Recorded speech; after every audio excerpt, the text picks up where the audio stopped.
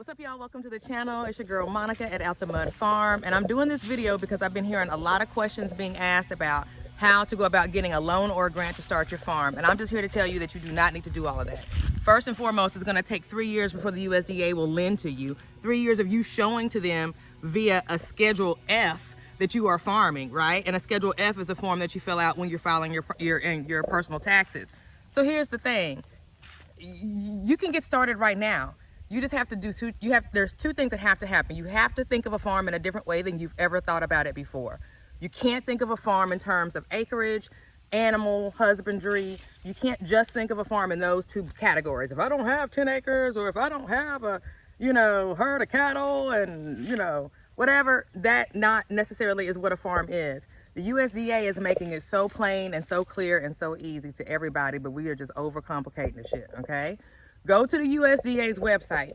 The USDA says a farm is any place that could or should produce $1,000 worth of agricultural products in a given year.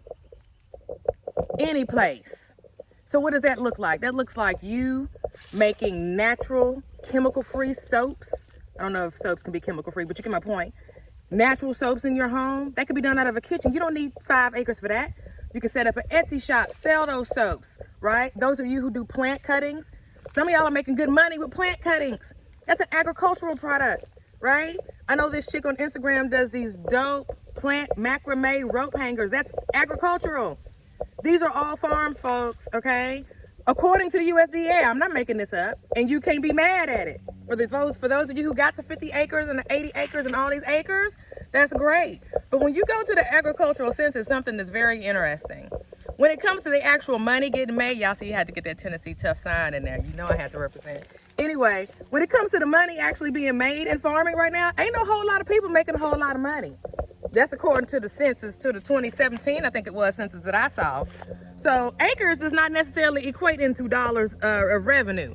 You can get on YouTube now yourself and look at some of these folks in New York in a 1-bedroom apartment making $4,000 a week selling microgreens. Okay? So the thing you have to do, stop trying to run to the USDA to get the loan. They're not going to give it to you anyway. You're going to have 3 years of experience in farming to get it anyway. I don't care what course you take. I don't care who you talk to. When you send your file, that's an underwriting guideline. And my background is in lending. I have a degree in business with a concentration in finance. I spent the first half of my career in what we call subprime lending. Then I went to nonprofit lending. Here's one thing about the government: when they get ready to give you some money, is what they're going to do, and they're going to underwrite the hell out of you. And that's what the 3 years requirement is for, okay? You're not going to change that. You're not going to go from working at Amazon and now you want to get a farm, so you want to get a $250,000 loan to get some land. Where are they doing that at? So don't worry about that yet, okay? And here's my thing about the grants. They're a time suck, okay? A time suck, right? You want to get grants and use grants to develop your infrastructure and, capital expenditures and stuff like that after you've gotten your business established. But make no mistake, if you're getting into farming, you need to come into it from a point of view of you are trying to start a business. If you're just trying to grow for your family, that's a beautiful thing. But if you're trying to get into farming and you're wanting to go to the USDA, you better go at it from a point of view of developing a business, because the USDA, whatever money they give you on a loan, they're gonna want back. So you're gonna have to have cash flow, and cash flow comes from business, and business comes from solving people's problems. Okay, so this is the situation. Let go of the old thought process of what you thought a farm was. Develop a new one. Figure out what you can do with the resources you have now, right? And, I'm a big, student of Dr. Booker T. Watley. I encourage everybody that I talk to about farming to go ahead and get his book. It's on Amazon. It's like $100 and something now. I got mine two and a half years ago for 20 something on Amazon. You can't get it for 20 something now. Dr. Booker T. Watley basically teaches a small farmer that, look, he did not mince his words when it came to farm services and USDA. He told it like it was, okay? And the whole big ag and all of that, right? So what he says you need to do as a small farmer is just use that definition however you want to use it. Doesn't necessarily mean 25 acres like in the title of his book. It could just mean you're doing it out of your kitchen, right? Bottom line is this: if you're a small farmer, you need to have 10 cash crops. 10, right? So this first cash crop that you're looking at, my first cash crop is rabbit fertilizer. I sold it at the farmer's market, I sell it online, and I sell it at the local cooperative, okay? I do not have any rabbits, okay? So that's an example, right? I just happen to be able to make that work for myself. You need to find something agricultural that you can make work for yourself with the resources that you already got.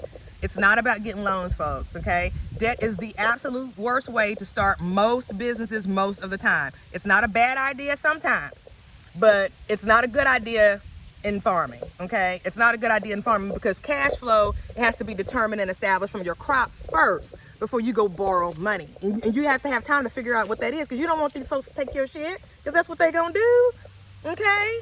So stay away from how do I get a farm loan to get my this. You don't need it. Next time you see somebody ask that question, tell them you don't need a loan. Tell them to find something, tag them in this video, tell them to find something that they can, remind them of what the definition of a farm is according to the USDA. Let's start with that, okay? Any place that could or should produce $1,000 worth of agricultural products in a given year is a farm, my friend, okay? So go get you some business in that space. Is it soap? Is it plant cuttings? Is it soil? Is it compost materials that others can use and you can sell and bag up? You better get you a Uline account. You better get you a Uline account and start your net 30 with them on your supplies, okay? I can tell y'all about it, but I can show you about it better. But this is the thing. We've got to go ahead and move our feet now. Stop putting things in front of you that's gonna cause you to have to wait. Well, if I can't get a loan for 3 years, that means I'm gonna have to wait to start my, no, your community needs you now. People need you now. This shit out here that's happening in this world right now is real. The only people that's gonna help are people who are gonna move their feet in the agricultural space now. We know what's gonna happen, okay? So the thing about it is you can't get down the road and wish you had done it later when it comes to farming. Because if you didn't plant any seeds in the spring, you're not gonna get any harvest in the fall, okay? So right now, you have to be, if you're planning on monetizing and being a part of the solution when it comes to agriculture and feeding people, right? Whatever your reason for it is, it might just be your people you're trying to feed because you see the shit is horrible in the grocery stores or what's going on with the supply chain and all of this stuff, right? That nobody can control. One thing you can control is growing your own food. Now, whether that just be for you and your family or is it on a business type situation. I think everybody should do it on a business type situation. I honestly do. I honestly do, because what we do is we buy a house, and y'all stay with me real quick because I'm a real estate broker, so it all ties in together. We buy a house thinking that that is the biggest investment that we've ever made, when in fact it's the biggest liability that we've ever made. What I propose and have trying to been proposed for years is that once you buy the house, okay, yeah, it's a liability. You can convert it into an asset. And you can do that by renting out a room, or an asset is something that brings you money, right? So right now, when you buy your house the traditional way, you pay a mortgage. If you didn't pay all cash, you're paying somebody every single month for the right to be in that house, right? Well, that's a liability. Liabilities take your money.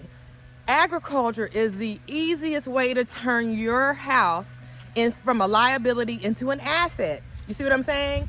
You can, in a shed or in a spare room or in a this or in a that. I've got that shed over there that's getting ready to get put to work, okay?